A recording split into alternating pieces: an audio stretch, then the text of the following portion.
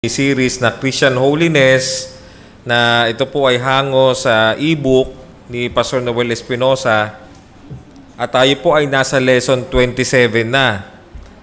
Nung pong nakaraang linggo sa ating pagtalakay, si Deacon Leo po ang naging tagapangaral nung nakaraang pagtalakay. Yun po yung lesson 26. Ito po yung first part nung series dito sa Christian Holiness na tinatawag na Sins in the Home, o ano ba yung mga kasalanan na dapat nating supilin pagdating sa loob ng bahay. So doon po sa unang part, nakita po natin doon yung tinalakay natin, yung pong relasyon ng isang mag-asawa, yung roles ng mag-asawa bilang asawang lalaki at saka bilang asawang babae, na dapat ito ay nakapattern o nakamandato ito ayon sa sinasabi ng salita ng Diyos.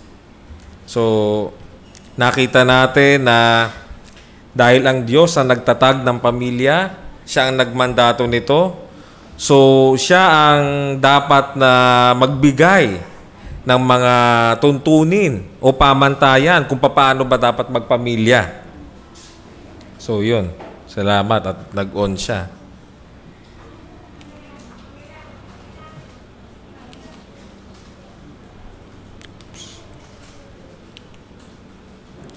So again, yung ating scriptural basis ay same pa din. Ito ay yung Joshua 24 verse 15. At ang sinasabi po dito, ito yung last part ng verse 15 ng chapter 24. Sabi ni Joshua dito, "Ngunit sa ganang akin at sa aking sambahayan, kami ay maglilingkod sa Panginoon." So tayo po, narinig natin kanina sa preaching na tayo ay tumanggap na ng biyaya ng Panginoon. Tayo ay inilipat na mula sa kadiliman patungo sa kaliwanagan. Tayo ay pinalaya na. Tayo ay malaya na. So, bilang mga pinalaya ng Panginoon na Kanyang iniligtas, ito po yung dapat nating ipamuhay o mandato sa atin pagdating po sa pagpapamilya. Na ang ating sambahayan ay dapat maglingkod po tayo sa Panginoon. Yun po ang kalooban ng Panginoon sa atin. So, alam po natin na gaya nga ng narinig natin sa preaching kanina na ang Panginoon ang siyang humanap sa atin. At kaya po lagi natin pinapanalangin sa mga prayer meeting natin yung kaligtasan ng ating mga mahal sa buhay, particularly kung meron tayong asawa na wala pang pagkakilala sa Panginoon o meron tayong mga anak na wala pang pagkakilala sa Panginoon, yun ang panalangin natin. Sapagkat iyon po ang kalooban ng Diyos na ang ating sambahayan ay maglilingkod sa Panginoon. At alam natin, hindi po tayo makapaglilingkod sa Panginoon ng tunay na paglilingkod kung hindi po natin makikilala ang ating Panginoon sa pamamagitan ng Kanyang anak, yung kaligtasan sa pamamagitan ng pananampalataya sa ating Panginoong Kristo. So, yun nga po, yung sinasabi natin kanina sa ating review, ito yung tinalakay ni Deacon Leo nakaraan na ang isang pamilya, ito ay tinatag ng Diyos. At ito yung, syempre, pagsilang natin dito sa mundo, di ba? Saan ba tayo kabilang? Syempre, sa family natin. Kaya ito yung unang komunidad para sa isang individual. At sapagkat dahil ito ay tinatag ng Diyos, so nararapat lamang na siya ang magtakda ng mga tungkulin ng mga relasyon. So nakakalungkot, ang mundong ito na patuloy na nasa kadiliman ay patuloy na sinisira yung mga tuntunin o yung mga pamantayan na itinatatag ng Diyos sa Kanyang mga salita sa Biblia, at ito ay iniiba. Iniiba ito ng mundong ito. Kaya dapat nga lalo po tayong manalangin sa Panginoon at ibahagi natin ang Ebanghelyo dahil matindi po ang struggle sa mundong ito pagdating po sa pagpapamilya. At nakita natin sa isang Kristiyanong pamilya, siyempre, ang pamantayan natin ay makikita natin yung sa salita ng Diyos. Ito ay upang mapanatili ang karakter nito bilang Kristiyano. So, yun po yung goal natin kung bakit natin ito pinag-aaralan, para mapanatili po natin. Dahil alam natin, tinawag na tayo ng Panginoon, niligtas na tayo ng Panginoon. So dapat mamuhay na tayo bilang mga tinawag ng Diyos. At ito ipakita natin sa ating pagpapamilya. So yun po yung review natin dun sa ating lesson 26 nung nakaraang linggo. At gaya nga po na sinabi natin, yung topic doon ay yung relationship ng husband and wife. Ngayon naman po, sa umagang ito, ang pag-aaralan natin o ang tatalakayin natin ay yung parent-child relationship. Yung pong magulang at saka yung anak. Kung ano po ba ang sinasabi ng salita ng Diyos patungkol sa bagay na ito. So sabi rito, alalahanin, ang obligasyon sa mga henerasyon ay orihinal na mandato sa mag-asawa. Ibig sabihin po, doon pa lang sa Genesis, kay Adan at Eva, meron ng mandate o mandato ang Diyos na meron silang obligation para sila ay magpamilya. Sabi rito sa verse 28, sila'y binasbasan ng Diyos at sa kanila'y sinabi ng Diyos, kayo'y magkaroon ng mga anak at magpakarami. So nakita po natin, ang Diyos ang nagtatag talaga ng family at ito yung kanyang mandate. At ito ay meron itong may kasamang obligasyon ito para doon sa mag-asawa, doon sa unang mag-asawa na si Eva at si Adan. Sabi sa Psalm 78 verse 4, ang mga iyon sa kanilang mga anak ay hindi namin ikukubli. Ibig sabihin, ano yun? Ang mga iyon, ibig sabihin yung mga bagay na kamangha-mga ginawa ng Panginoon, hindi daw dapat ikubli. Ngunit ano daw dapat? Kundi sasabihin sa darating na salinlahi ang maluluwalhating gawa ng Panginoon at ang kanyang kalakasan at ang kanyang mga kahangahangang gawa na kanyang ginawa. So kung papansinin niyo po, kung kayo po ay nagbabasa sa ating pagbabasa ng Biblia, sa Genesis, imagine niyo si Adan at si Eva, nakasama nila ang Panginoon bago sila bumagsak sa pagkakasala. Kausap nila ang Panginoon, naririnig nila ang Panginoon, meron silang perfect relationship with the Lord. Pero nung bagay na yon na bumagsak ang kasalanan, sila'y nagkaroon ng takot. No? Nagtago sila, nahiya sila, pumasok yung kasalanan, bumagsak sila sa pagkakasala, at nasira yung perfect relationship na yon. Ngunit alam natin, pagdating dun sa chapter 3, verse 15 ng Genesis, na yung pangako kay Eva, na yung kanyang seed, no, ay,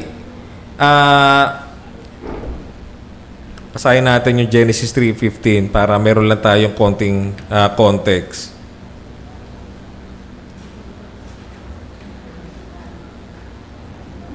So ito po sinabi ng Panginoon, no? I will put hostility between you and the woman and between your offspring and her offspring. He will strike your head and you will strike his heel. So ito po yung sinasabi ng mga theologians na proto-evangelion o yung unang gospel na nakita natin. So nakita natin ang gospel hindi lang po sa New Testament. Genesis pa lang meron ng gospel. At ito yung sinasabi natin dito sa Psalm 78 verse 4. Na sinasabi natin, sinasabi ng salita ng Diyos, hindi pala tayo nagsasabi, sorry po.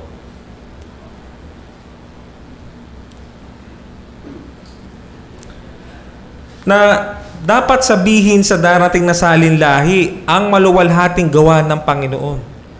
So sila, tinuturuan nila yung mga anak nila, sinasabi nila, itong pangako ng Diyos anak, siguro ikaw na yung binigay ng Diyos na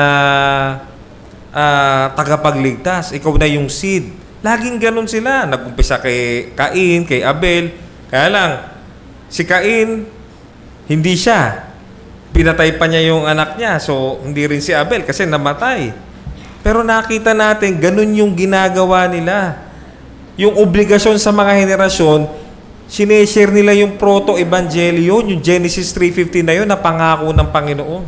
Inaabangan nila lagi kung sino kaya yung seed. Siya na kaya yung seed? Nagpapatuloy yung pananampalataya nila, Panginoon, alam namin, tapat ka, alam namin, darating yung seed na ipinangako mo. At nakita nga natin, tunay nga na tapat ng Panginoon, sa pamamagitan ng ating Panginoon Kristo, yun yung seed dumating nung ang ating Panginoon Kristo ay nagkatawang tao. So yun yung sinasabi rito na obligasyon sa mga henerasyon na original na mandato sa mag-asawa. So gaya naman sa atin ngayon, bilang mga naturingang mga Kristiyanong magulang, ito yung mandato sa atin na ang Ebanghelyo ituro natin sa ating mga anak. Yun po yung mandate sa atin. Sabi rito, punto, ang Kristiyanong kabanalan ay humihingi ng pagpapalaki ng magulang na naaayon sa Biblia. So, maliwanag po yun. Kung tayo po ay niligtasan ng Panginoon, dapat po, kung paano po tayo magpamilya, ito po ay ayon sa sinasabi ng salita ng Diyos. At ito ay mayroong mga tungkulin para sa mga anak na Kristiyano. Sabihin, yung mga anak po natin, no? Nakakatuwa po, no? Nakakagalak na sinasama natin yung ating mga anak sa church, no? Kahit malalaki na yung mga anak natin. So, yan po yung dapat po nating pagsumikapan bilang mga Kristiyano na may pamilya. Yan po yung ating tungkulin. So, magpatuloy po tayo. Paglilinaw. Ang mga magulang ay may pananagutan na turuan ang mga anak habang sila ay lumalaki. So, alam niyo po ba na pagka po ang ating mga anak ay, kagaya ko po, meron na po akong anak na college na po siya. So, siya po ay, ilan taon na ba si Ethan? 2005. Magna-19 po yung anak ko, no? Sa November 23. So, adult na yung anak ko po na panganay. Yung aking pong pangalawang anak ay 17. At yung bunso ko po ay 13 years old. Kaka-13 lang po niya nung September 2. Tama ba ako? Tumitingin yung asawa ko sa akin. Baka mali ako eh. So, medyo mahirap na po, no? Matindi na po yung struggle kapag gano'n na po kalalaki yung anak ninyo. Kaya yung sinasabi po natin dito sa ating lesson na dapat po, habang lumalaki yung anak natin, doon natin tinuturuan. So, itong sabi rito, ang mga desisyon o pagpili ng anak bilang isang sariling o malayang individual ay kanyang pananagutan. Kasi po bakit? Yung pong anak po natin, may sarili po silang buhay. Ibig sabihin, hindi ibig sabihin may sariling buhay na, kunyari, wala pa sila doon sa age na yon na sila ay legal age. Diba? Siyempre, nasa poder pa natin sila. Ibig sabihin, masasabi natin na wala pa silang sariling buhay kasi nasa poder pa natin sila eh. Tayo nasusunod sa kanila, tayo nagdidesisyon para sa kanila, pero alam natin bilang tao na nilikha ng Diyos na isang rational na nilalang na may pag-iisip, may will, meron sila mga desisyon o may mga ginagawa sila. Na ito, alam natin, kung ito man ay mabuti o masama, ito ay may pananagutan sila sa Panginoon. Anong sabi rito sa Deuteronomy 24 verse 16? Ang mga magulang ay hindi papatayin dahil sa mga anak. So, ibig sabihin, pag may kasalanan yung anak, pag yung anak gumawa ng kasalanan, hindi yung magulang yung parurusahan doon sa Old Testament. Niyang mga anak ay papatayin dahil sa mga magulang. So, kung yung magulang naman yung may kasalanan, syempre, hindi yung anak yung dapat parusahan. Bawat tao ay papatayin dahil sa kanyang sariling kasalanan. So, kahit po yung mga anak natin, kahit maliliit lang po yung mga anak natin, mga baby man yan, toddlers, o ano ba tawag sunod sa toddlers? O children, o teen, may sarili silang mga desisyon eh. May sarili silang mga choices eh. Na mananagot sila sa Panginoon. Yun yung sinasabi ng salita ng Diyos. Nawala na naman yung ating slide. So yun. Ang rebellion ng anak. So ito makikita natin sa Exodus chapter 21 verse 17. So, siyempre, sila po noon, no, theocracy sila noon eh, noong time na yon, 'di ba, sa Old Testament. Ang Diyos mismo yung nag-rule sa kanila. Wala pa silang hari that time. Di ba? So, ang Diyos ang kanilang parang hari o ruler nila. So, syempre, sila ay kaanib sila sa tipan. Ang Diyos nakipagtipan doon sa bansang Israel. Kaya nga sinasabi ng Panginoon kayo ay binukod ko. Binukod ko kayo sa mga ibang bansa. Hindi kayo kagaya ng mga ibang bansa. Binukod ko kayo bilang akin. Sineparate ko kayo. Kinonsecrate ko kayo. Sinanctify ko kayo. Diba? Sinama ko kayo sa tipan ko. Nakipagtipan ako sa inyo. So, sabi rito, siyempre, mga anak nila, pag nagre-rebelde, ano sabi? Kailangan managot. Matindi ang parusa ng Old Testament, capital punishment. Sabi rito sa verse 17 ng chapter 21, ang magmura sa kanyang ama o sa kanyang ina ay papatayin. So alam natin, dati 'di ba? Parang stoned to death. So salamat sa Panginoon kasi wala nang ganun ngayon, kundi baka ako na-stone to death na rin ako dahil nung bata po tayo, medyo matigas ang ulo natin. So yun po, makikita natin dito, kaya matindi yung pananagutan natin, naturuan natin yung mga anak natin kasi alam natin, mananagot sila. Sa mga aksyon nila, mananagot sila sa Panginoon. Yun po yung tinuturo sa atin ang salita ng Diyos. Punto. Ang pagtuturo ng magulang ay para sa layuning maging responsable ang anak sa kanyang sariling mga desisyon o pagpili. So, syempre, gusto natin, yung pipiliin ng anak natin, yung mga desisyon ng anak natin, yun yung magaganda at saka mabubuting mga desisyon. Nasaan natin makikita yon? Saan natin malalaman yon? Syempre, sa salita ng Diyos natin makikita yun. Kaya yun yung mandato sa atin, naturuan natin sila ng salita ng Diyos habang sila ay lumalaki. Alam niyo po, mas madaling magturo pagka maliliit pa yung mga anak.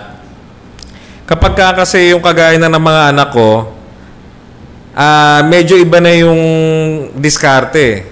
Kailangan heart to heart na yung Hindi lang basta yung parang, okay, sit, listen, read. Hindi ganun Pagka malaki na yung anak mo, kailangan mo medyo kausapin ng heart to heart, explain mo sa kanya Lalo na yung gospel, talagang dapat iano mo sa kanya. Pero habang malilit pa yung anak, yun medyo madali pa kasi, okay, anak, baby, sit down ka lang, let's read, I will read you a story. So mas madali magturo pagka malilit pa yung mga anak. So yun talaga yung pinaka parang ideal na mamaya makita natin, yung tinatawag na formative years. O yung musmus pa lang yung mga anak mo, dun mo sila dapat turuan ng salita ng Diyos. So sabi dito, the Christian parent and his child. Pansinin, ang pangunahin na batayan ay habang lumalaki pa lamang, yun yung sinasabi natin, ang anak at siya ay nasa ilalim pa ng pangangalaga at otoridad ng magulang.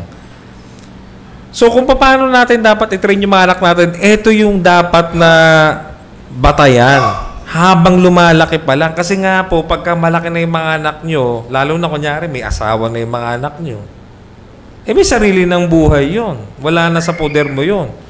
Wala na sa pangangalaga at otoridad mo yon bilang magulang. Kasi nga, legal age na sila Umalis na sila sa bahay mo. Diba? So, tayo, yung mga naririto na meron pa mga bata na maliliit, o kahit kayo, mga lola, lolo, may mga apo kayo, kung hindi magawa ng mga anak ninyo yung bagay na yon, pwede nyo pong turuan yung inyong mga anak, yung mga apo. So sabi rito, habang lumalaki pa lamang ang anak, at ito ay nasa ilalim pa ng pangangalaga at otoridad ng magulang, yun ang dapat na stage na dapat sila ituruan. Ang pagpapalaki sa anak ay ang kapwa pagpapalitan ng pagiging supportive at demanding. Ano ibig sabihin nito? Ito yung, kung paano mo palalakihin yung anak mo. So, sinasabi dito sa ating pinag-aaralan, ito yung dapat merong supportive at demanding na pagpapalitan. Ibig sabihin, interplay between supportive at demanding. So, ano ba yung supportive at ano ba yung demanding na pagpapalaki? So, yung, wala. So, basahin ko na lang po. So, sabi rito, sa pinag-aaral natin, kung paano tayo mag-train o magpalaki ng ating anak, dapat ang method na ginagawa natin o yung mode na ginagawa natin ay yung supportive at demanding, interplay between supportive and demanding. So, supportive, siyempre, obviously, supportive, ito yung ginagawa natin para sa ating mga anak. Ito yung tinuturuan natin sila, ginaguide natin sila, di ba? Ito yung binibigay natin yung mga kailangan nila na hindi, to the point na hindi naman natin sila ni-spoil. Siyempre, yun yung supportive. Pero, may kasamang demanding. Ano yung demanding? Ano yung hinihingi natin sa anak natin? Siyempre, definitely, ang hinihingi natin bilang magulang sa ating mga anak ay, sumunod. Sumunod yung ating mga anak. Pag meron tayong pagdidisiplina, sila ay makinig. Sila ay umiwas dun sa mga sinasabi natin na hindi dapat nilang gawin. So, yun yung tinatawag na mode kung paano tayo dapat mag-train, yung supportive and demanding mode ng pagte-train o pagtuturo sa ating mga anak. So, nasusundan po ba? Okay naman po? So, ngayon po, wala lang po kasi talaga yung PowerPoint, pero titingnan po natin ano ba yung mga maling pagpapalaki sa anak. So, yan, nag-open na po, no? So, itong susunod na titingnan natin, ito yung mga bagay na maling pagpapalaki. Una, yan, neglectful. Pabaya o pabaya. Ano to? Siyempre, pag neglectful ka sa anak mo sa pagtuturo, ikaw ay both unsupportive and undemanding. Wala kang pakialam. Hindi mo siya sinusuporta, hindi mo siya tinuturuan, tamad kang magulang. 'Di ba? Nakakalungkot pero may mga ganitong magulang, 'di ba? Yung tatay naglalasing lang, yung nanay nagsusugal o ano, 'di ba? Siyempre, dahil tamad ka, hindi ka rin nagde-demand, hindi ka rin nagdi-discipline. So, pinababayaan ng anak sa kanyang sarili. Anong sabi sa Proverbs 29 verse 15? Sabi rito, ang pamalo at saway ay nagbibigay ng karunungan, ngunit ang batang pinababayaan ay sa kanyang ina ay nagbibigay kahihiyan. So, siguro po, yung mga nakakatanda dito sa atin at marahil mga kasing edad ko rin na naririto, alam natin yan. Na pag ang isang bata ay naging pariwara, ito ay nagbibigay ng kahihiyan sa kanyang pamilya. Di ba? Kasi yan ang naging mode ng pagpapalaki, neglectful o pabaya. Ano pa yung isang maling mode ng pagpapalaki? Permissive. So, ito yung maluwag ka naman. Ito ay supportive ka, pero undemanding ka. Wala kang disiplina. Hindi ka nagsasaway sa anak mo. Binibigay mo lahat ng layaw niya, ng gusto niya. Naalala ko noon, nung maliit pa yung mga anak ko, doon may mga gadgets na that time. Pero mahal kasi yung mga iPad noon yung mga ganon. Yung iPhone noon that time, parang iPhone 3G pa lang, sobrang mahal noon. So, hindi pa masyado. So, ang mga laruan lang ng anak namin, yung mga pinapatunog-tunog na gano'n, ganyan. Pagka makulit sila sa kainan, sa restaurant, gaganunin lang namin sila dun sa stroller nila. Pero after ilang years lang, siguro 2, 3 years, 4 years, nakita ko na naglabasan na yung mga gadgets. Ganun na yung method. So, pag umiyak na yung anak, bibigay na lang yung tablet para tumahimik. So, hindi sila may istorbo kumain, di ba? So, mali po ito. Itong permissive o maluwag na pagpapalaki. Ito sa 1 Kings, chapter 1, verse 6. Ito yung tagpo na si Adonai ba yun? Tama ba?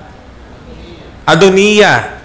No, kasi si David mamamatay na nun Mahina na si David. So, si Adonia, gusto niya siya yung maging hari. Anong ginawa sa kanya nung tatay niya? Bisa sinaway siya ng tatay niya, ito yung ginawa. Sabi rito, hindi siya kailanman pinagdamdam ng kanyang ama. So si Adonia daw, hindi siya pinagdamdam ng kanyang ama. Ano ibig sabihin? Inispoiled siya sa pagsasabing, bakit ka gumawa ng ganyan? Adonia, ano ba yung ginagawa mo? Hindi ba alam masama yung ginagawa mo na yan? Pero anong ginawa ng tatay? Sige, okay lang yan. Sige, anak. Sige, okay lang yan. Sige. O, di ba? Maglaro ka lang, mag-tablet ka lang na mag-tablet. Siya rin ay napakagandang lalaki at pinanganak. O, kasunod ni Absalom. So, yun po yung maling pagpapalaki, no? No? Nakita natin, neglectful, pabaya. Ito naman, permissive, masyado ka maluwag. Ano naman yung next? Ito naman yung kabaligtaran ng maluwag. Siyempre, mahigpit. O yung authoritarian. Ito, unsupportive ka, pero demand ka naman ng demand. Masyado ka namang mabagsik sa anak. Diba? Nag-uutos ka, nagde-demand ka, nag-ano ka, pero hindi mo naman tinuturuan kung paano gagawin. Lagi mo pa silang pinapagalitan. So, ano mangyayari? Sila ay ibinubunsod mo ang iyong mga anak sa galit at panghihina ng loob. Yung sinabi sa Colossians 3:21. Kaya nga yung exhortation ni Pablo doon, sabi niya, mga ama. So, naka-address po sa atin, specific sa mga tatay naka-address. Mga ama, huwag ninyong ibunsod sa galit ang inyong mga anak, baka manghina ang loob nila. So, kaya po minsan may mga bata, na sila ay depressed, may problema sila sa pagdating sa depression, o minsan masyado silang, ano ba tawag dyan, yung di naman war freak Minsan may gano'n, may gano'ng extreme, parang war freak sila. Minsan naman may extreme naman na kabila, parang sobrang mahihain sila. Yung inferiority complex sila, sobrang tindi to the point na hindi sila makapag-interact sa mga tao. Kasi sa bahay pala, lagi pala silang pinagagalitan, pinagmamalupitan pala sila. Okay, yung isa naman, kaya pala sila nang bubuli sa school, kasi sa bahay, binubuli pala sila ng tatay nila. So, yan yung mga maling pagpapalaki. Pero, again, sabi natin kanina, ano ba yung tamang mode na dapat pagpapalaki sa anak? Siyempre, ito yung tamang pagpapalaki na both supportive and demanding. Diba? Both supportive and demanding. Ano ito? Ito yung pag-ibig. Supportive ka, may pagmamahal ka sa anak mo na mayroong pagdidisiplina. 'Di ba? Yun po yung tamang mode kung paano dapat natin i-train yung ating mga anak. Supportive but demanding. So kanina, unsupportive, undemanding, pabaya.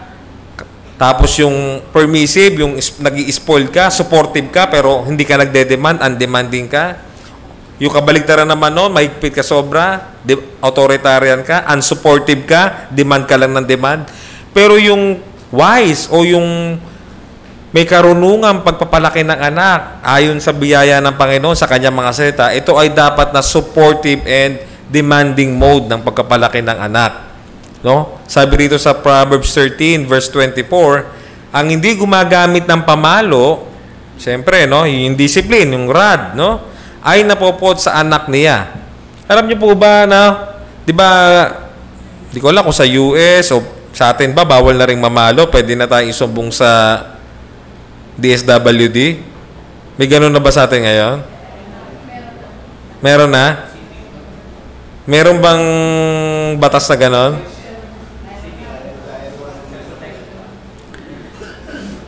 So, alam natin, bilang mga Kristiyano dapat, pag namalo tayo, hindi tayo galit, syempre. Kasi alam natin na ito'y pagdidisiplina Hindi natin sila pinapalo na parang mga hayop, di ba? Ano sabi pa rito? Ngunit ang umiibig sa kanya ay matyagang dumidisiplina. So, nandun yung love. Nandun yung pagtsatsaga mo, naturuan mo yung iyong anak na huwag ka kagad sumuko. Pero, kailangan ipakita mo sa kanya na merong consequence yung kanyang pagsuway. May pagdisiplina ka sa pamamagitan ng pamamalo. Diba? Yung iba minsan hindi na mamalo May mga kilala akong ganun ako hindi talaga ako namamalo, ganun.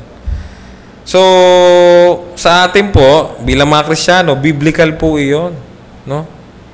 Pero again, hindi po yung lakas ng palo yun Hindi po yun Ako, natuto po ako dun Nagkamali po ako nung una kasi malakas po akong mamalo sa mga anak ko Dalawang anak ko nandito.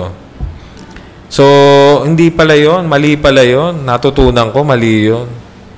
Dapat pala pinapakita mo sa anak mo na ito yung consequence ng kasalanan niya, kaya mo siya pinapalo kasi mahal mo siya para hindi siya magpatuloy dun sa kanyang ginagawang mali. Punto. Dapat sadyaing pagsamahin ng magulang ang pagiging supportive at demanding para sa matalinong pagpapalaki. So, yan po. Ito po yung dapat nating pairalin. So, gaya nga po na sinabi ko, yung mga nandito po na medyo malalaki na yung anak, wag po kayo mawalan ng pag-asa. Ang Panginoon po, mabiyaya ang Panginoon. Kaya lang, mahirap na po talaga pagka lumagpas sila doon sa tinatawag na formative years. Mahirap nang ihulma yung iyong anak.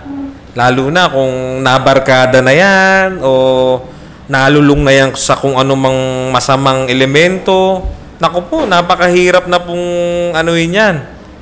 Andyan yung magsisinungaling sa'yo, andyan yung niloloko ka na, di ba? Kaya habang bata po, ito po yung tamang stage o panahon na dapat turuan ng mga anak. So, ito yung pairali natin. Supportive and demanding mode ng pagkapalaki ng anak. So, okay pa po ba? Nakakasunod pa po? So, ngayon naman po, so nakita natin kung paano natin papalakihin yung anak natin. Siyempre, dapat nating matutunan.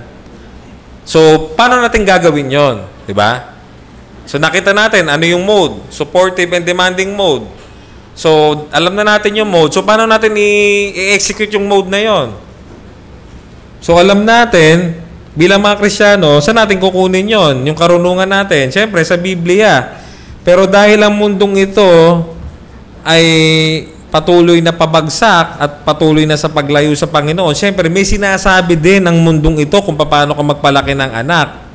So, sabi rito, biblical premise about children versus child psychology. So, ano ba sinasabi ng salita ng Diyos tungkol sa mga bata at ano bang sinasabi ng mundong ito tungkol sa mga bata?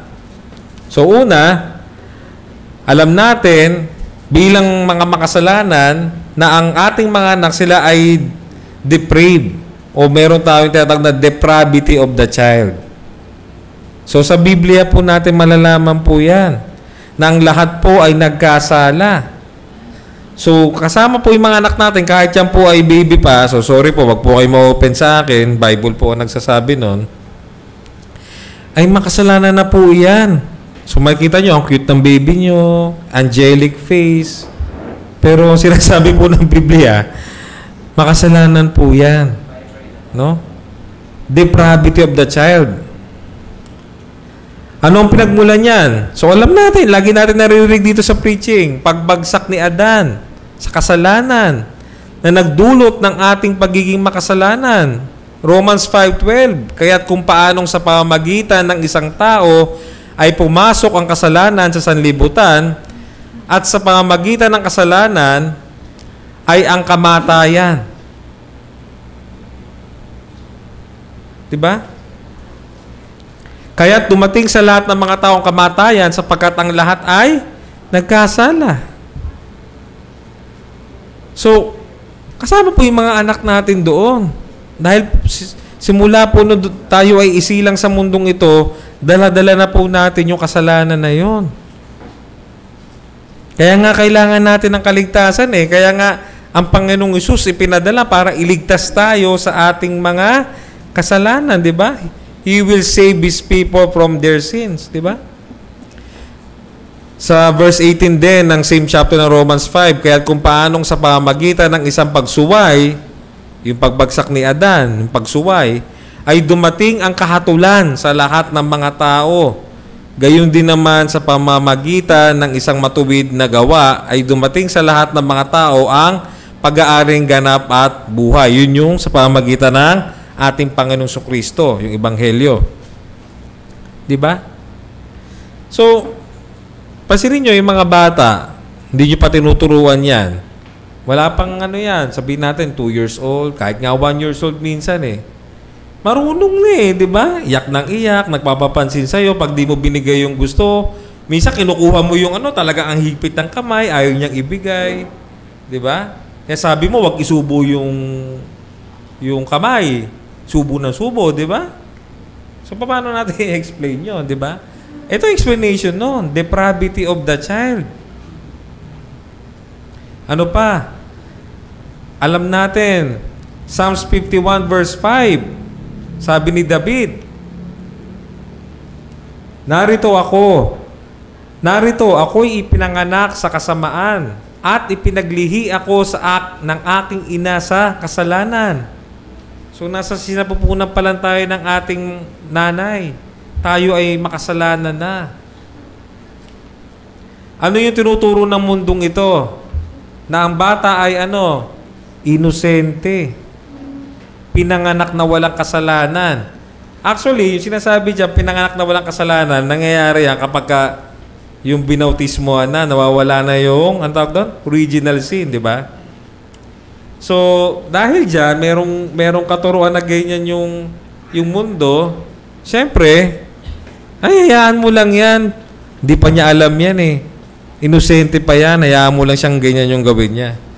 So, nakita po natin, di ba, pag yung sa mundo, kung paano magpalaki ng anak, maling-mali na kagad, baligtad na kagad sa sinasabi ng salita ng Diyos na ang tao, pinanganak pa lang siya ay makasalanan na. Anong sabi sa Psalms 58 verse 3? Ang masama ay naliligaw mula sa bahay bata. Mula pa lang sa bahay bata naliligaw na ang masama. Sabihin, yung makasalanan. Sila nagsasalita ng mga kasinungalingan ay naliligaw. So yan po yung kamalian na itinuturo ng mundong ito na taliwa sa salita ng Diyos. Ano pa? Age of accountability. Ano ba yung age of accountability? 7? Tama ba? 12. Ano age of accountability? 7 o 12? 8. So hanggang 7, absuelto pa. No? Ganoon di ba? So nagiging makasalanan lang daw ayon sa husong edad. So yung from baby siya hanggang 7, ay, hayaan mo lang yan, sister, okay lang yan. Ha? 34 daw.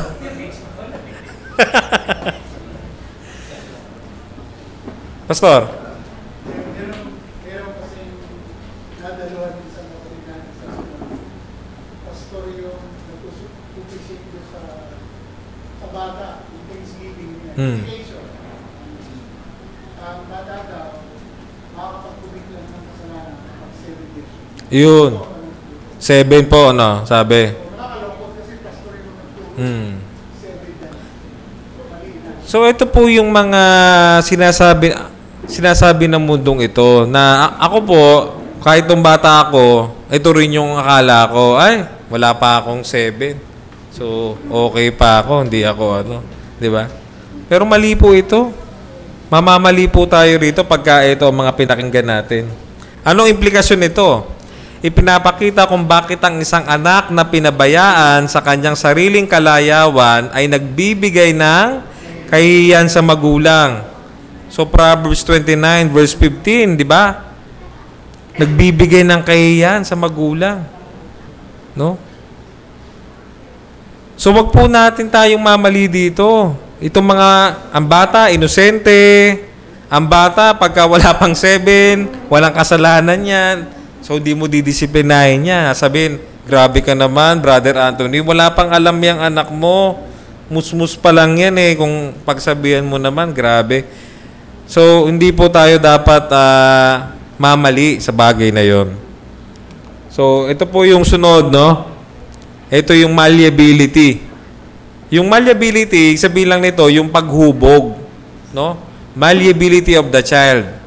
Kakayahang mahubog yung iyong anak. Ang anak sa murang edad ay kaya pang mahubog. Kaya po sinabi natin kanina, yung pinakamainam na pagtuturo sa anak, yun dun sa bata pa lang yung anak, yung formative years at tinatawag. Kasi, ang isang bata, siya po ay may kakayang mahubog. Kahit po siya ay kasama natin na bumagsak sa kasalanan, siya ay depraved, no? Total depravity. Ang Diyos sa kanyang biyaya, yung kanyang common grace, no? Kahit po unbeliever, kayang train ng anak eh. Hindi naman porke unbeliever, Kaya lang, syempre, maaaring mamamali siya sa kanyang pagtuturo. Pero may mga magaganda rin silang binabahagi sa kanilang mga anak. May mga unbeliever na maayos din naman na magpalaki ng anak. So, andun yung common grace ng Panginoon. So, wag po nating kaagad na husgahan o maliitin yung mga nakikita natin, nakakilala natin na nagpapalaki ng anak na maayos. Pero, hindi ba mas mahalaga o mas napakabuti o napakaganda na tayo ay iniligtasan ng Panginoon at tinuturuan tayo ng kanyang mga salita na mas lalo tayo ma-challenge, na hubugin natin yung mga anak natin habang sila ay bata pa? So, sabi sa Biblia, kaya pang hubugin habang maliit pa o turuan habang maliit. Pero ang mundo, anong tinuturo? Ay, wag mo munang turo yan kasi hindi pa niya maintindihan yan. Baka maano siya, ma-shock. Diba? Ano pa siya, fragile pa siya, o marupok pa siya kasi bata pa siya. So, nung ginagawa ng mundo, sabi rito, sobrang pag-iingat na hindi panghimasukan ang kagustuhan ng anak sa kanyang murang edad. Hayaan mo lang yan, Brother Anthony. Hayaan mo lang siya mag-ano-ano dyan, wag mong pagalitan. Di pa naman niya, lalo na, kunyari, ako baka may ma-open sa akin mga lolo at saka lola. Minsan kasi yung lolo at saka lola, yung nang i-spoiled kasi unang apo, ganyan, di ba? Ay, grabe ka naman. Nasado ka namang sa anak mo. Halika dito, apo, halika dito, di ba? So, sorry po Huwag po kayo ma-open sa akin. So, anong sabi rito sa sunod na bullet? Ang ugali at mga gawin ng bata ay mahuhubog pa lamang sa kanyang murang edad. So, totoo po yan. Totoo po yan.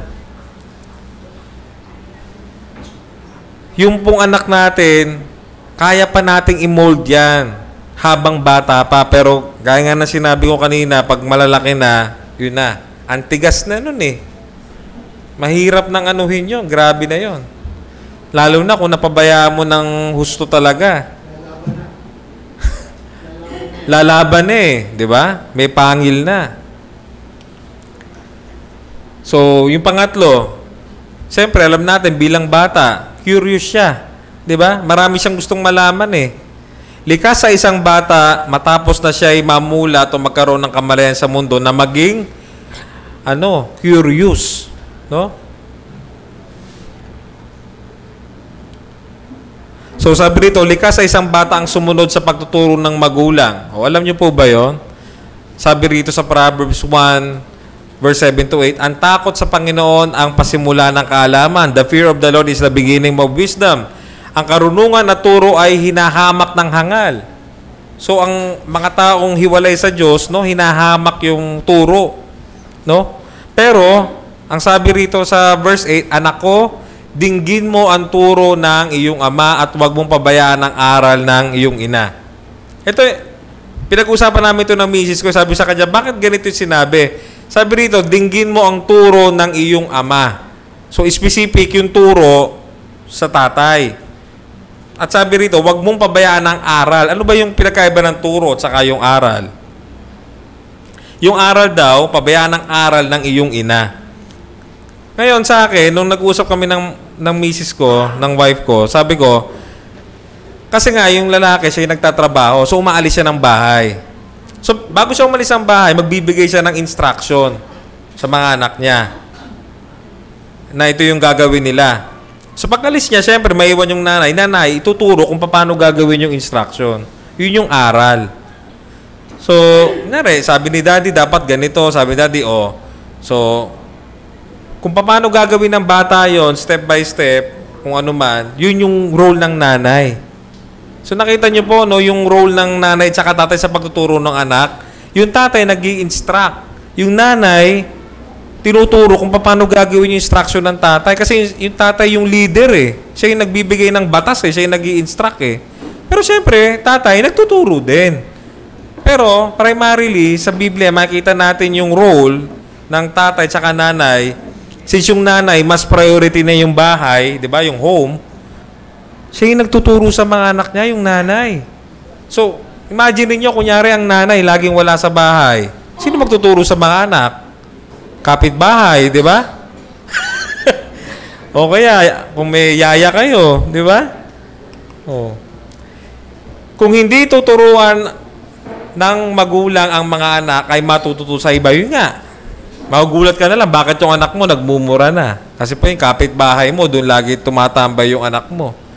Di ba? Yun ang nagtuturo sa anak mo, yung kapitbahay mo. So, ganun po yun, no? Dahil ang bata, para yung sponge.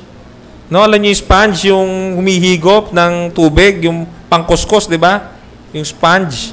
So, para siyang sponge, lahat ng kaya niyang i-absorb, bilang bata, i-absorb niya. Kaya napakahalaga na sa murang edad pa lang niya, yung formative years, doon natin siya turuan ng salita ng Diyos.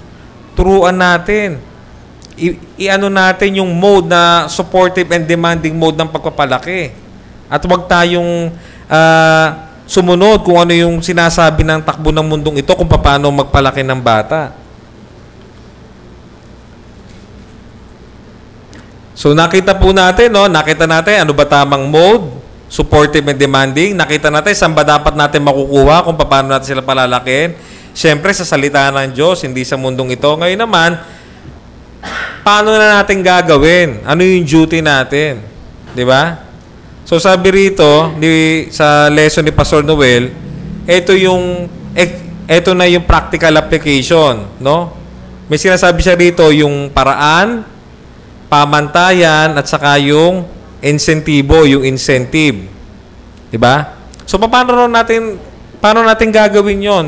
No, alam na natin ito yung mode dapat.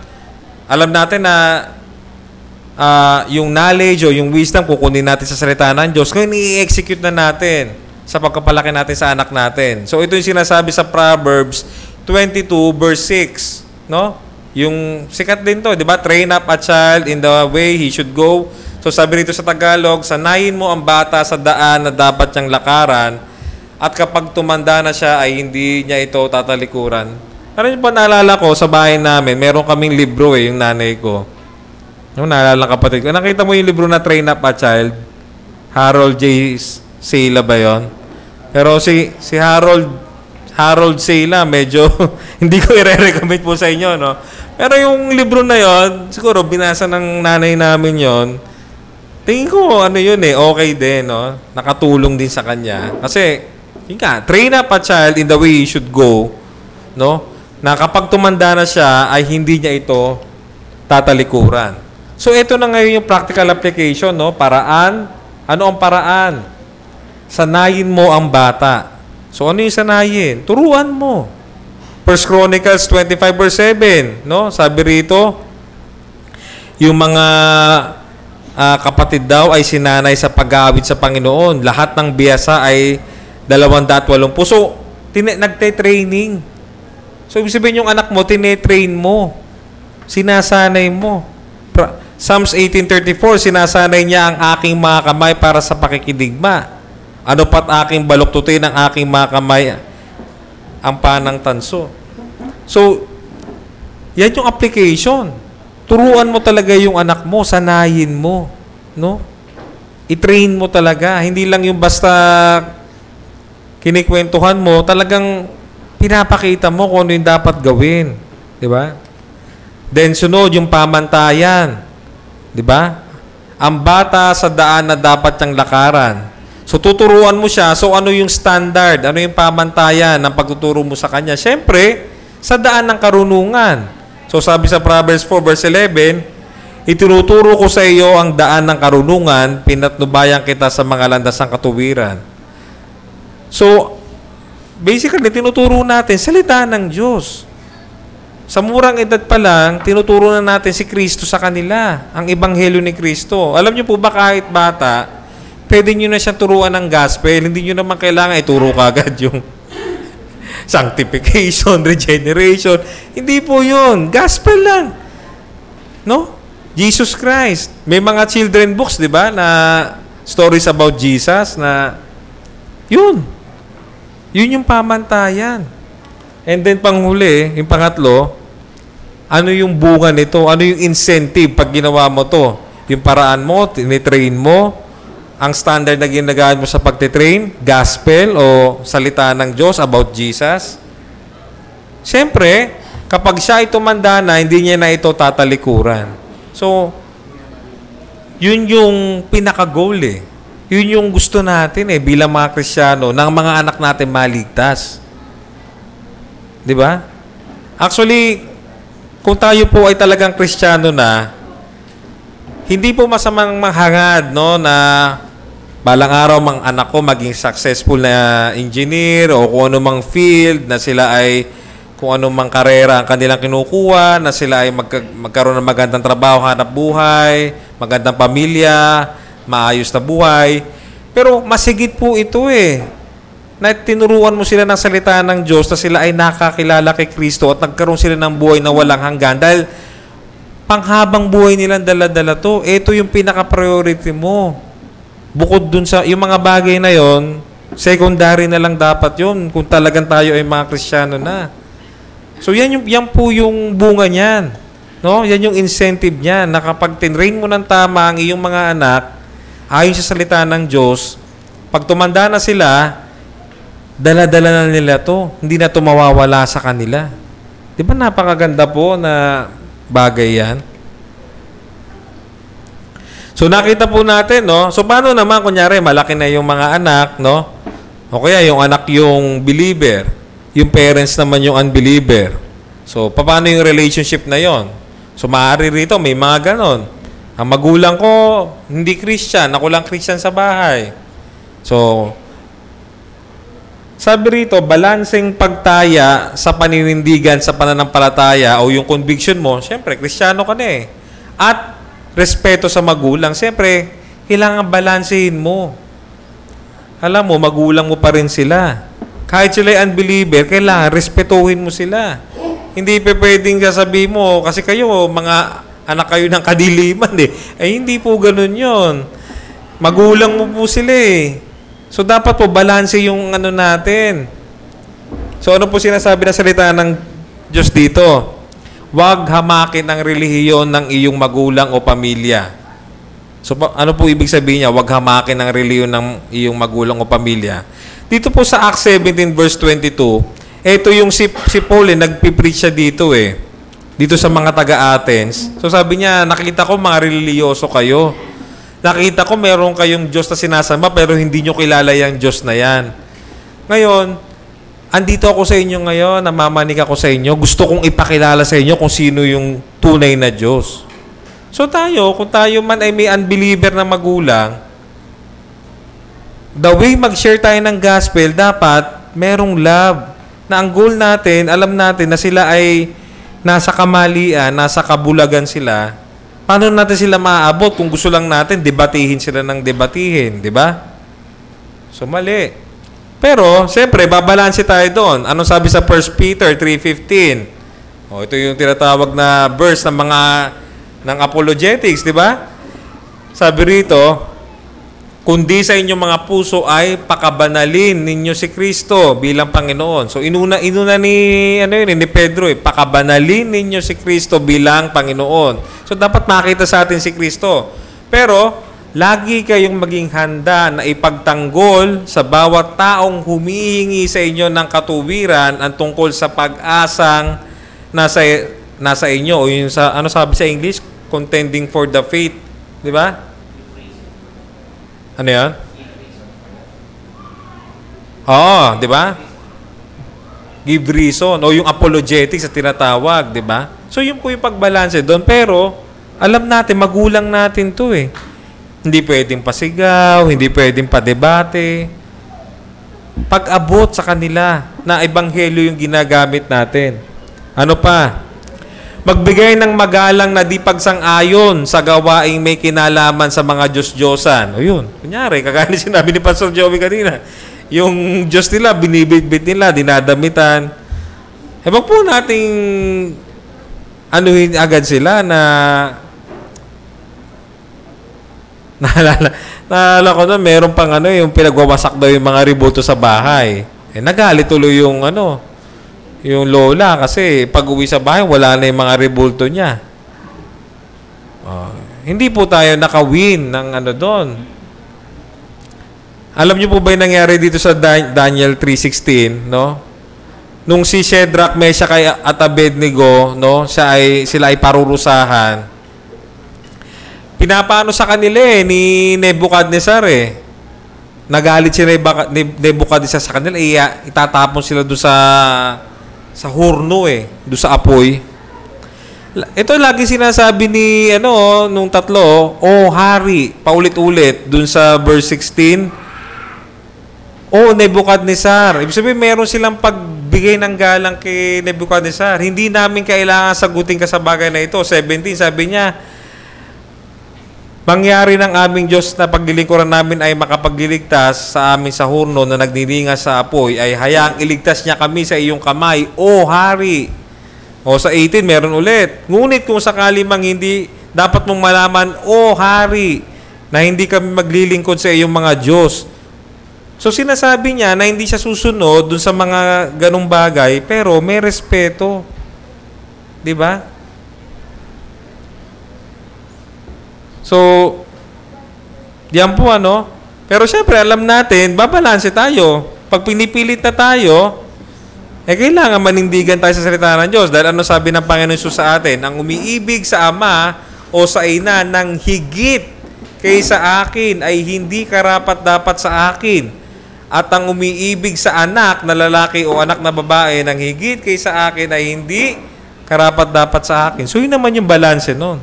Pag pinipilit ka na mag-join ka sa mga idolatrous worship o practices, kailangan magpaliwanag ka ng maayos sa magulang mo. And then, pangatlo, mamuhay ng may magandang patotoo kaysa manalo sa pakikipagtalo. Ayun. So, naalala ko po nung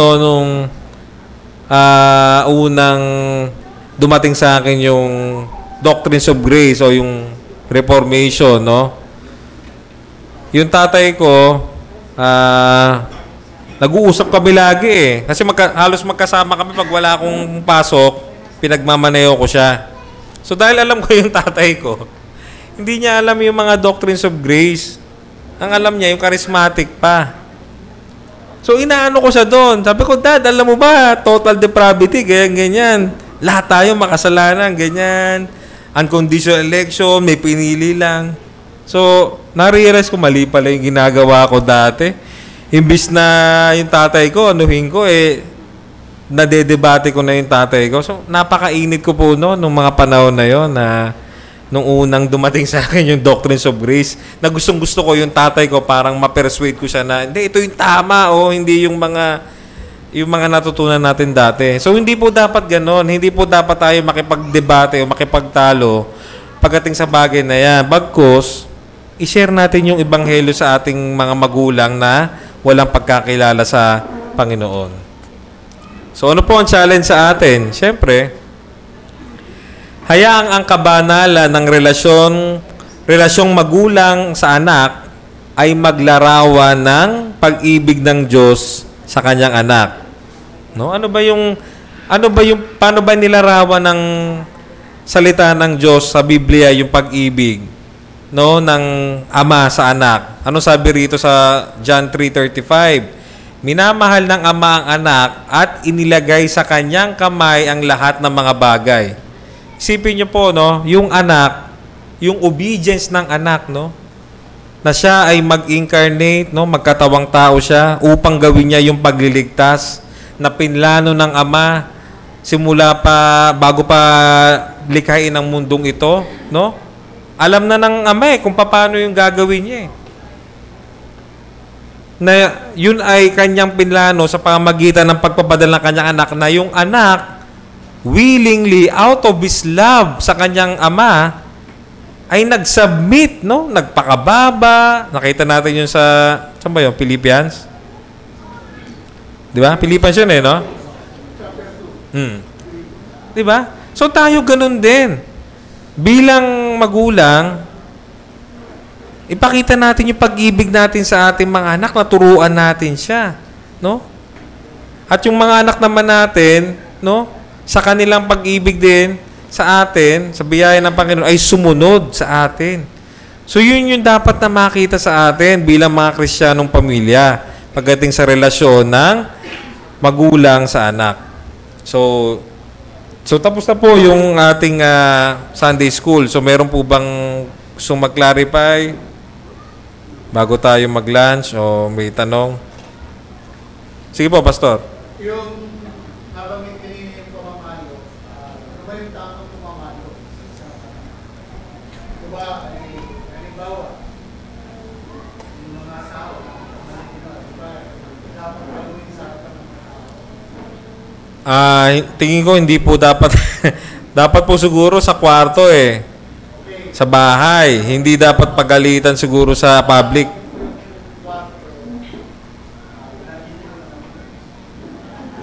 Ibig ko sabihin, isang anak mo, hindi isa lang naman ko. Sabihin, pag sinabi ko, binagawa mali yun, pasok sa kwarto. Alam na yun. Tapos papadapay, isang palo lang naman ako eh. Magkaiba kami ng namin niya. Alam mo namin yung nanalo. Pero ako, isang beses na ako mamalo. Tama yung explanation ko kanina. Hindi naman siya malakas, pero dapat nararamdaman niya. Sabihin ko kay Sarah noon, nagkasala siya, pasok sa kwarto, alam na niya yun. Susundan ko yun. Dapa niya, isang palo lang. Tapos huwag ka maalis dyan within 10 minutes. After 10 minutes, babalik ako sa kanya. Babalik ako sa kanya, tapos papaliwanag. So huwag po natin papaluin ng mga anak namin sa harapan ng mga tao. Opo. Kasi mga tao dito, yung self-esteem nila, Tsaka yung yung minsan yung parang binabatukan mo yung anak mo, di ba? Nyari, nag-uusap kayo nung kaibigan mo, ganyan, bigla mo binatukan ganon. So, wag pong ganon kasi yun nga, yung kanilang nawawalan sila ng nanghihina yung loob nila sa ganong mga klase ng Ako, parang hindi ako nabatukan ng tatay ko eh. Pero napalo po kami ng tatay namin. Yung tatay namin nagpagawa pa ng pamalo yun sa Batangas na pinagawa sa lolo ko eh.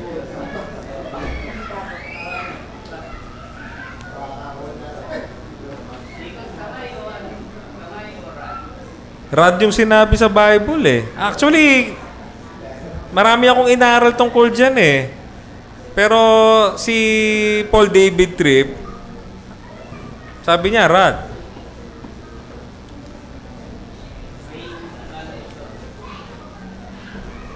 Ano yan?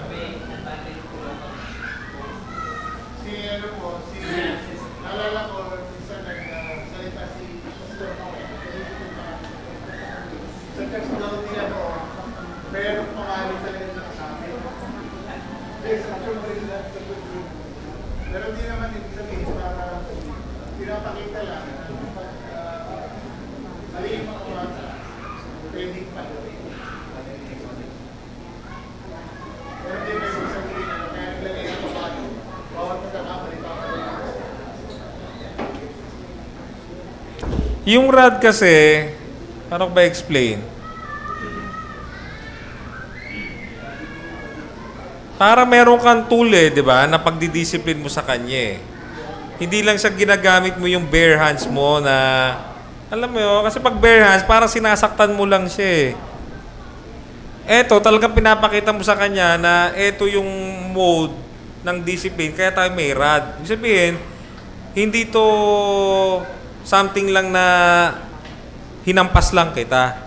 Ibig sabihin, pinapakita mo sa anak mo na discipline to, kaya may rad. Isipin, may specific kang gamit para sa bagay na yon. Kaya hindi lang dapat kamay ginagamit mo. Di ba? Kapag sinalo mo yung bata, kaya sinalo ka nila, 10 minutes bago siya balikan, papaliwanag mo ba? Opo. Una, makita na, pero mali yung ginawa mo. Huwag mo nang bibigyan. Kaya pag nadinig mo ang pasok sa kwarto, nag-uwi mo siya minsan, naliginig mo. Sige po. Pero sa time kasi na natalo ko si Mama, sobrang kulit niya. Pag-love siya, tapos sinabi kami. Parang, hindi ko siya, syempre. Ito agad lalabas, ng rod, ginamit ko kamay. And then, na-realize ko doon, yung kamay ko, yung pinalo ko, napalakas. So, tapos sa time, na-realize ko na kapag ang kamay ang ginamit natin, may tendency tayo na measure yung lakas ng palo natin. Kasi ito mo sa feel the same pain. Kasi sumabit din yung kamay ko eh. And isa sa mga principle na natutunan ko doon is that they have to learn that these hands that I spank them with is the same hands that feed them, that tickle them, that love them, that dress them. So, hindi ako qualified na mamalo using my hands if I didn't do those things to begin with. So, kailangan malaman nila na kung ano yung kamay na ginagamit to help feed them and to care for them, can also be used sacrificially and faithfully to love them in that extreme, hindi na extreme eh, tawag ay tough love siya. So, kasi, dati kasi, ang talagang naano ko lang na principle ng pamamalo is rod lang talaga siya. Kasi, it gives me time, kunyari, papaluin ko na, split ko na. Eh, walang pamalo everywhere. So, yung paghahanap ko ng pamalo, it gives me enough time para kaluhin yung sarili ko. And makapag-isip ako. So, okay yun. Kasi yun siya ng Bible. Pero in the absence of that, kapag iigit o kailangan mo yun sa bagay na yun, may principle din na rin po, may advantage din na kamay yung gamitin natin in the sense na mag-pin mo na yung pain, and yung malalaman mo ba na kung kamay pala ng tatay ko, pakain sa akin, pwede niya rin gamitin yun in a top form of love para disiplina. So yun, parang yun lang Yung sa akin kasi, no, pag kasi kamay, mabilis eh. Actually, ang pamamalo, natutunan ko, dapat hindi mabilis eh. Kasi dapat di ka galit eh. Pag galit ka sa anak mo, huwag ka munang mamalo. Kasi tiyak, masasaktan mo anak mo kasi galit ka eh. So, ang isip mo ngayon, kaya mo gagamitin yung rod, kasi yung kasalanan niya, dapat mo siya talagang paluin. Kasi medyo, sabi natin, medyo matindi yung kasalanan niya. Dapat niya matutunan na mali yun eh. So, yung part na yon is pinapakita mo na discipline yun. Kaya meron kang session ng paluan session. Hindi yung kunyari, bigla lang akong nainis. Sa inis ko, siyempre mabilis eh. Pa! Biglang nahampas kong ganon. So, mali yun. Hindi yun ang tamang discipline by rod. Kasi yung discipline by rod, parang ano siya eh. Parang parang dapat ceremony siya eh. So pag may ceremony ka, meron kang gagamitin. Special to eh. Kumbaga parang hindi to basa-basa lang na hinampas kita o pinalo kita. Nakita mo na anak mo, kaya pala kami may paluan session kasi may kasalanan talaga ako. Kaya ako pinapalo ni daddy. Hindi galit si daddy sa akin, kundi dinidisiplina ako ni daddy. So yun yung isa sa mga natutunan ko. Oo. Symbol siya. Kasi pag kamay kasi, it's possible na nagkakaroon ng, sabihin natin, hindi mo ma-differentiate. Parang yung nagiging personal yung... Oo, yun nga. Di ba? Oo. Saka parang hindi ma-differentiate na it's either personal lang kasi dahil Opo, kasi yun nga, no? Yun yung unang rule para sa akin na pag namalo ka, dapat di ka galit. Eh, syempre tayo, nagagalit talaga tayo sa anak natin eh. Lalo na, sobrang kulit ng anak mo, di ba? Kasama naman yun sa pagiging Kristiyano. Pero syempre, dapat yung galit natin, anong sabi sa Bible? Be angry, but do not sin. Sabi, nakokontrol mo yung galit mo. Hindi yun yung sabog na sabog yung galit mo, di ba? So, pag nawala na yung galit mo na yon, dahil ikaw ay nakaano sa mandate ng Bible, yun na ngayon yung paluan session, di ba? O, anak, di ba? O, pasok ka na sa kwarto kasi need ka paluin ni daddy kasi may kasalanan ka. O, yun. So,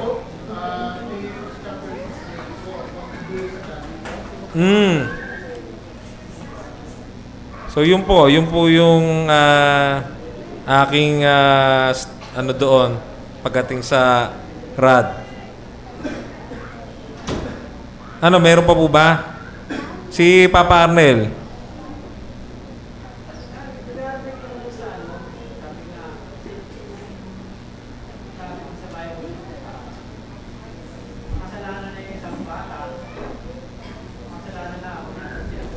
Opo.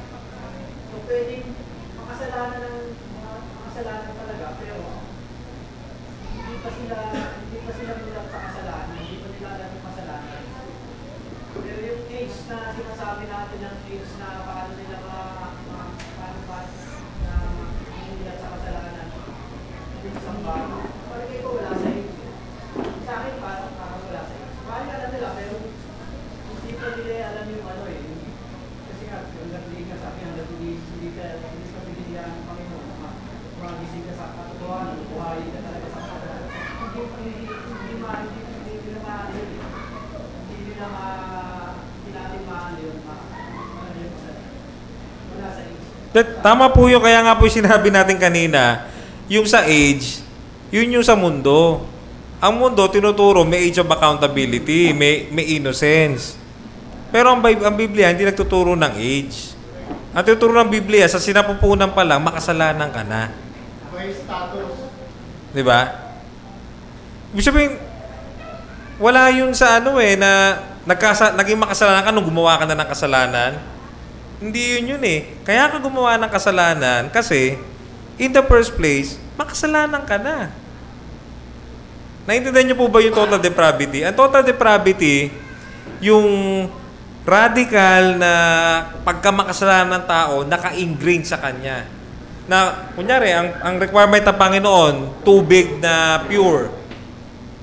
Napatakan ka ng konting putik, katiting na putik, sumama na yun dun sa buong tubig na yun. Pero, kung titingnan mo, okay pa naman clear pa naman Pero meron ng bahid ng ganong maliit na putik na yun. Yun yung total depravity na naapektuhan na yung buong mo.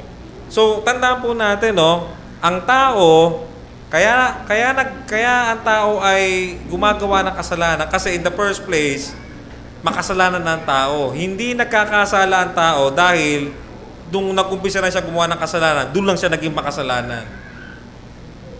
So yung sinasabi nyo kanina kasi parang ganun parang hindi pa niya alam, wala siyang alam doon. So nung gumawa siya ng kasalanan, doon lang siya nagkasala. Ay mali po yun. Hindi po yun yun. Hindi po yun yung, mali po yung view na yun. Hindi po biblical po yun.